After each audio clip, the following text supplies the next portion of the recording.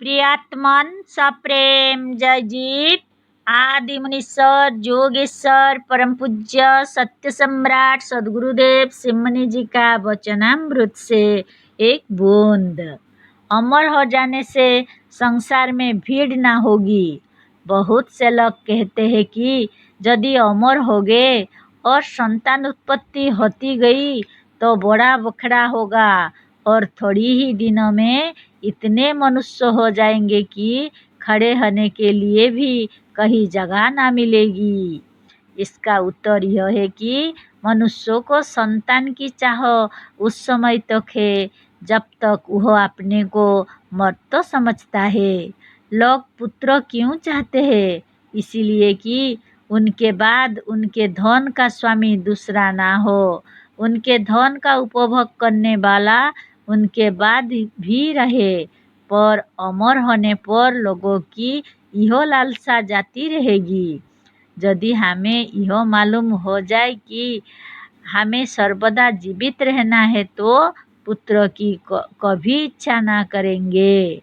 पुत्र की इच्छा तभी तक है जब तक मृत्यु है। मृत्यु गई, पुत्र की इच्छा गई। इच्छा गई कि पुत्र का होना बंद हुआ। जिस इच्छा शक्ति द्वारा मृत्यु को रोक सकते हैं, क्या उसी इच्छा शक्ति द्वारा हम उत्पत्ति को नहीं रोक सकते? जो मनोबल मृत्यु को रोक सकता है वही जन्म को भी रोक देगा। जन्म या उत्पत्ति का रुकना तब कठिन था जबकि अमर लोग भी पुत्र की इच्छा रखते।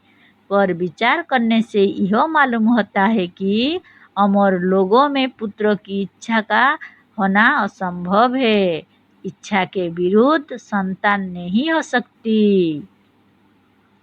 इसके सिवा जहाँ आमदनी होती है वही खर्च होता है। यही प्रकृति का नियम है।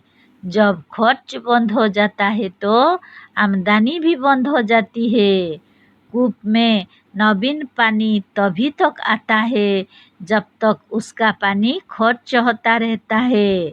किसी किसी कुआं पर 2-2, 4-4 ढेकुल या रहट बराबर चलते हैं और जब तक ढेकुल या रहट चलता है वह पानी देता जाता है।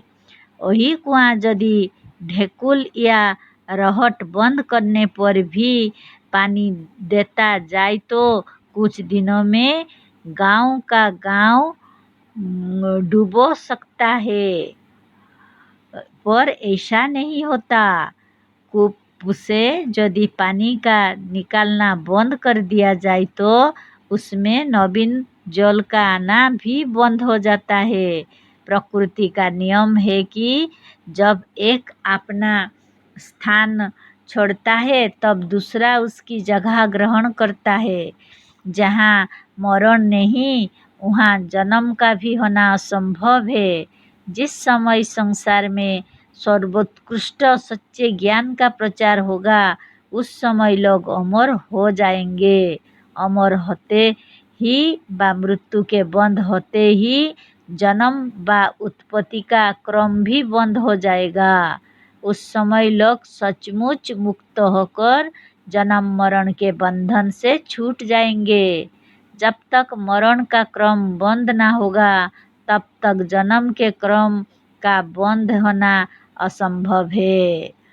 जब तक मरण का क्रम बंद ना होगा तब तक जन्म के क्रम का बंद होना असंभव है। मरण के बंधन से छूटने पर संसार अनायास ही जन्म के बंधन से छूट जाएगा। जन्म मरण के चक्र से छूटने को ही मोक्ष कहते हैं। इस सिद्धांत से मनुष्य सच्चा मोक्ष लाभ कर सकता है। सच्चा जीवन मुक्त भी वही मनुष्य है जो जन्म मरण के बंधन से छूट जाता है।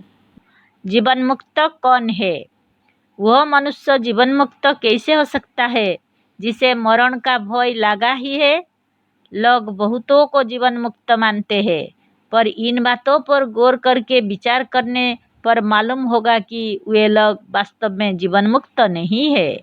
जीवन मुक्त वही है जो जन्म मरण की चिंता से रहित है। जीवन मुक्त सब प्रकार के बंधन से रहित होता है। ब्रह्म ज्ञान द्वारा मनुष्य अमर हो जाता है और अमर होकर जन्म मरण के बंधन से छूट जाता है। वर्तमान शरीर यदि मरने वाला ही है तो मरण का भय कहाँ छूटा है। अतः सच्चा ब्रह्मज्ञानी वही है जिससे वर्तमान मरण भय भी छूट जाए। बहुत दिनों से संसार मोक्ष के लिए यत्न कर रहा है। यह यत्न निष्फल ना होगा। संसार जिस वेग से उन्नति कर रहा है उससे मालूम होता है कि मनुष्य अति शीघ्र जीवन मुक्त हो जाएगा। संसार बहुत दिनों से मृत्यु को जीतने का उपाय सोच रहा है। अब भी हजारों विद्वान इसी खोज में लगे हैं, पर अब वह दिन दूर नहीं है जबकि संसार के बहुत से लोग मृत्यु को बस में करके अमर हो जाएंगे। जय जीव।